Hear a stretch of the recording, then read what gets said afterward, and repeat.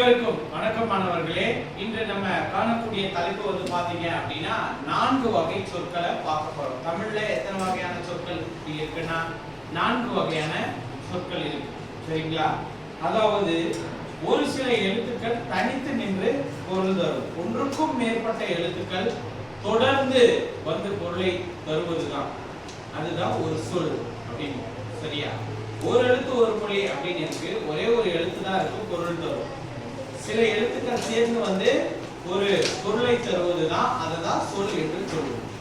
அதாவது இந்த 4 வகை சொற்கள் என்னென்ன அப்படின்னா, முதலாவதாக பெயர் சொல், இரண்டாவதாக வினைச்சொல், மூன்றாவதாக இடைச்சொல், நான்காவதாக குறிச்சொல். அதாவது நமக்கு இதற்கு முந்தைய வகுப்பிலே நம்ம பெயர் சொற்களினுடைய வகைகளை நம்ம பார்த்தோமா? என்னென்ன பார்த்தோம்? என்னென்ன பெயர் சொற்கள், 6 வகை பெயர் சொற்கள் பார்த்தோம். நம்ம என்னென்ன பெயர்? இடப்பெயர், காலப்பெயர், பொருட்பெயர், சினைப்பெயர், தொழிற்பெயர் படித்தோம். சரிங்களா? இந்த குணப்பெயர், பண்பு பெயர், குணப்பெயர் எல்லாம் ஒண்ணுதான். இந்த 6 வகையான பெயர் சொற்களை நம்ம இதற்கு முந்தைய வகுப்புல பார்த்தோம். இப்ப 4 வகை சொற்கள்ல இந்த 4 வகை சொற்கள் என்னென்ன அப்படின்னா, இந்த பெயர் சொல், வினைச்சொல், இடைச்சொல், ஒலிச்சொல். மிக எளிமையான இலக்கணம். சரியா? எல்லாத்துக்கும் ஒவ்வொரு சொல்லுக்கும் ஒரு பெயர். அதாவது இப்ப நம்ம முதலாவதாக பெயர் சொல்ல நம்ம பார்க்க போறோம். அதாவது பெயர் சொல் என்பது ஒன்றன் பெயரை குறிக்கும் சொல் பெயர் சொல். பெயர். சரியா? உலகத்துல எல்லாத்துக்குமே ஒவ்வொரு பேர். என்ன புத்தகம்னு இருக்கு, இதுக்கான மேசைன்னு இருக்கு. எனக்கு ஒரு பேர் வச்சிருக்காங்க, உங்களுக்கு ஒரு பேர் வச்சிருக்கிறாங்க, கதவுக்கு கதவுன்னு வச்சிருக்கிறாங்க, மரத்துக்கு மரம்னு வச்சிருக்கிறாங்க. நிறைய பெயர்கள் இருக்கு. ஒரு சில பெயர்கள் வந்து காரணம் கருதி வச்சிருப்பாங்க. அதெல்லாம் காரண பெயர் அப்படின்னு சொல்லுவோம். காரணமே இல்லாம ஒரு பெயர் வச்சிருப்பாங்க. அதுக்கு பேரு இடுகுறி பெயர் அப்படின்னு சொல்லுவோம். பெயர் சொற்கள்ல இப்படி வகைகளாக இருக்கு. சரிங்களா? அதே பெயர் சொற்கள்ல வந்து பாத்தீங்க அப்படின்னா பல வகைகள் இருக்கு. 6 வகை பெயர் சொற்கள் இருக்கு. சரிங்களா? அதாவது ஒரு பொருளை குறிப்பது ஒரு பொருள், பொருட்பெயர். அதன் பிறகு ஒரு இடத்தை குறிப்பது இடப்பெயர். வகுப்பறை என்பது ஒரு இடம், அலுவலகம் என்பது ஒரு இடம், பேருந்து நிலையம் என்பது ஒரு இடம், கோவை என்பது ஒரு இடம், டெல்லி என்பது ஒரு இடம்.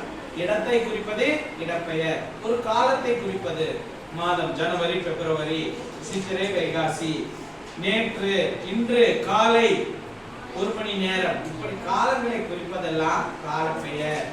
சரிங்களா? சினைப்பெயர் ஒரு பொருளினுடைய உருவை குறிப்பது. ஒரு மரம் இருக்குன்னா மரத்தினுடைய கிளை என்பது சினைப்பெயர். உன்னுடைய மூக்கு அப்படின்னு சொன்னா உன்னுடைய மூக்கு வந்து உன்னுடைய உடம்பிலே ஒரு உறுப்பு. உன்னுடைய கை கால் என்றால் உடம்பிலே ஒரு உறுப்பு, ஒரு பார்ட்டு. ஒரு பொருளினுடைய ஒரு உறுப்பை குறிப்பது சினைப்பெயர். பண்பு பெயர். பண்பு என்பது அதாவது சுவையாகட்டும், வடிவமாகட்டும், இவை எல்லாத்தையுமே குறிப்பது மைவிகுறி பெற்று வரும் பண்பு பெயர். சரிங்களா? தொழிற்பெயர் அதாவது நடத்தல், ஓடுதல், பாடுதல், அதாவது ஒரு செயலை குறிக்கின்ற ஒரு தொழிலினுடைய பெயர் தொழிற்பெயர். இப்படியெல்லாம் பெயர் சொற்கள் 6 வகையாக இருக்கிறது. இதைத்தான் நம்ம என்னன்னு சொல்லுவோம் அப்படின்னா வந்து பெயர் சொற்கள். சரியா? என்று சொல்லுவோம். 4 வகை சொற்கள்ல பெயர் சொற்கள். ஒவ்வொன்றுக்கும் பேர் வச்சிருக்கிறாங்க. அந்த பேர் வந்து 6 வகை பெயர் சொற்கள்ல எந்த பேருக்கு கீழே வரும் அப்படிங்கிறத நீங்க தெரிஞ்சு வச்சுக்கணும். பாரதி, பள்ளி, காலை, கண், நன்மை, ஓடுதல் இதெல்லாம் கொடுத்திருக்கிறாங்க. இப்ப பாருங்க, பாரதி அப்படிங்கிறது ஒரு ஒரு ஒரு மனிதருடைய ஒரு பெயர். சரியா? இது பொருட்பெயர். பள்ளி என்பது ஒரு இடப்பெயர். காலை என்பது காலப்பெயர். என்ன பெயர்? காலப்பெயர். கண் என்பது இந்த உடம்பிலே ஒரு உறுப்பு, சினைப்பெயர். நன்மை அப்படிங்கிறது பண்பு பெயர்.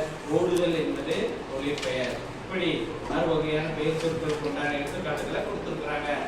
பிறகு வினைச்சொல். வினைச்சொல் என்பது வினை மற்றும் சொல். செயல் என்பது பொருள், செயலை குறிக்கும் சொல் வினைச்சொல். ஒரு ஆக்ஷன் வேர்ட் அப்படின்னு சொல்லுவோம். அதாவது நம்ம செய்கின்ற ஒரு செயலை குறிக்கின்ற சொல் அதுதான் வினைச்சொல். அதாவது பாத்தீங்க அப்படின்னா வா, போ, எழுது, விளையாடு இதெல்லாமே என்னது? ஒரு வினைச்சொல்லாக இருக்கிறது. விளையாடு, ஓடு, நட அதெல்லாம் ஒரு செய்கையை குறிக்குது, ஒரு வினையை குறிக்குது. இவை அனைத்துமே வினை சொல்லுக்கு கீழே வருகிறது. பிறகு இடைச்சொல். இடைச்சொல் என்பது அதாவது எப்போதுமே ஒரு பெயர் சொல்லையும் ஒரு அதாவது வினை சொல்லையும் சேர்ந்து வருமே தவிர இந்த இடைச்சொல் என்பதும் ஒரு இடத்துல எப்போதும் தனியாக வரவே வராது, தனித்து நிற்காது. ஒரு பெயர் சொல்லையோ ஒரு வினை சொல்லையோ சார்ந்து மட்டுமே வரும் இந்த இடைச்சொல். இப்போ பாத்தீங்க அப்படின்னா அந்த இடைச்சொல்லாம் ஒரு நிறைய இடைச்சொல்கள் இருக்கு. இப்போ பாத்தீங்க அப்படின்னா மற்றும் ஐ அப்படிங்கிற இடைச்சொல்ல பார்க்கலாம். மற்றும் ஐ இதெல்லாம் பாத்தீங்க அப்படின்னா அப்படின்னா தனியா அதற்கு எந்த பொருளுமே கிடையாது. இடைச்சொல் அப்படின்னா இந்த என்பது அதாவது பாத்தீங்கன்னா இப்ப தாய் தந்தை, சரியா, தாய் தந்தை மருத்துவமனை சென்றேன் அப்படின்னா ஒருத்தனுக்கும் புரியாது, சரியா. தாய் தந்தை மருத்துவமனைக்கு சென்றனர் அப்படின்னு நினைச்சுன்னா ஒண்ணும். தாயும் தந்தையும் அப்படிங்கிற வார்த்தையை நம்ம சேர்த்துவோம். ராமனும் லட்சுமணனும், ராமனும் சீதையும், கோவலனும் கண்ணகியும். சோ அந்த இடத்துல கோவலன் கண்ணகினா பேரு. கோவலனும் கண்ணகியும் அப்படிங்கறத நம்ம ஆட் பண்றோம் இல்லையா, அதுதான் இடைச்சொல். என்ன சொல்? இடைச்சொல். பிறகு பாத்தீங்க அப்படின்னா மற்ற ஒருவர், சரியா, ஒருத்தன் இன்னொருத்தன் அப்படின்னு நம்ம பேச்சு வழக்குல சொல்லுவோம். ஒருவர் மற்ற ஒருவர், இன்னொருத்தருக்கு தான் என்ன மற்ற ஒருவர். இப்ப அந்த இடத்துல மற்ற என்பது என்ன சொல்? ஒரு இடைச்சொல். ஐ திருக்குறள் இயற்றியவர் திருவள்ளுவர், அப்படி எப்படி சொல்லுவோம்? திருக்குறளை இயற்றியவர் திருவள்ளுவர். திருக்குறளை, திருக்குறள் பிளஸ் ஐ, திருக்குறளை ஐ சொல்ற பிள்ளையா, அதுவும் இடைச்சொல். ஆக திருக்குறள் என்பது ஒரு பெயர் சொல், பெயர் சொல் கூட சேர்ந்து வரும். இப்படி ஒரு பெயர் சொல்லாகட்டும் வினை சொல்லாகட்டும் அது கூட சேர்ந்து வருமே தவிர தனியாக இந்த இடைச்சொற்கள் வராது. பிறகு உரிச்சொல். உரிச்சொல் என்பதும் அதே போலதான். அதாவது ஒரு பெயர் சொல்லாகட்டும் வினை சொல்லாகட்டும் அதனுடைய தன்மையை மிகுதிப்படுத்தி கூறுவது. இப்ப நீங்க ஹேண்ட் ரைட்டிங் நல்லா எழுதுறீங்க, ஒரு டீச்சர் குட் போடுவாங்க, ஒரு சில டீச்சர் வெரி வெரி குட் போடுவாங்க. வெரி வெரி குட், குட் நல்லா இருக்கு, வெரி வெரி குட். அப்போ ஒரு விஷயத்தை மிகைப்படுத்தி சொல்றாங்க. ஆமாவா? அருமையா இருக்கு, மிக மிக அருமையா இருக்கு. அது போல ஒரு பெயர் சொல்லாகட்டும் வினை சொல்லாகட்டும் அதை மிகைப்படுத்தி கூறுவதுதான் இந்த உயிர்ச்சொல்.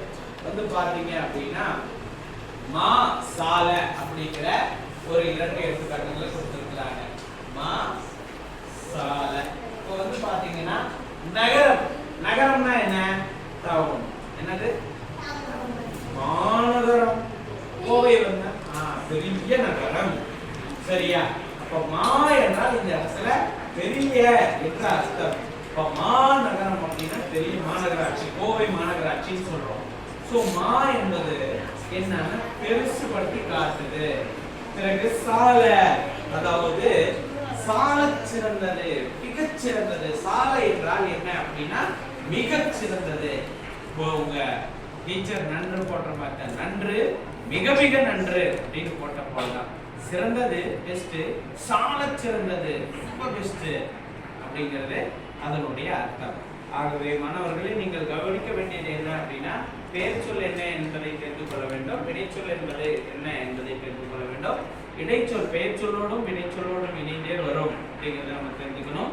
குறிச்சொல் பெயர் சொல்லினுடைய தன்மை மற்றும் வினைச்சொல்லினுடைய தன்மையை மிகைப்படுத்தி கூறுகிறது என்பதையும் நம்ம தெரிஞ்சுக்கணும். அடுத்த ஒரு வகுப்பிலே நம்ம மீண்டும் சந்திக்கலாம். நன்றி.